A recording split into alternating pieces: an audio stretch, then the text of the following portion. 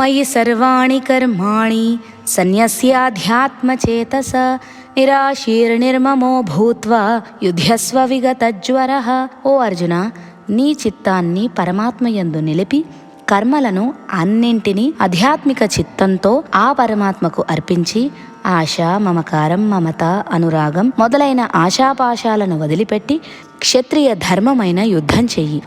శరీరానికి జ్వరం వస్తే మందు వేసుకోవచ్చు, మనసుకి జ్వరం వస్తే శాంతి ఉండదు. టెన్షన్, వరి, కంగారు, ఏం చేయాలో తోచదు, కోపం వస్తుంది. ఇదంతా మానసికంగా ఏదో జరుగుతుంది అనే సూచన. నచ్చని పని చేయడం, చేసిన పని నచ్చకపోవడం, నచ్చిన ఫలితం రాకపోవటం, వచ్చిన ఫలితం నచ్చకపోవటం, ఇలాంటివి మానసిక అశాంతికి కారణాలు. అలా కాకుండా ఈ ఫలితం నాది కాదు, ఏ ఫలితం వచ్చినా అది పరమాత్మ ప్రసాదం అని అనుకుంటే ఎటువంటి అశాంతి ఉండదు.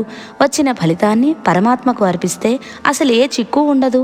కాబట్టి నీలో చెలరేగిన ఆశాపాశాలు, మమతా మమకారాలు అనే జ్వరాన్ని విడిచిపెట్టి యుద్ధం చెయ్యి అని కృష్ణుడు బోధించాడు.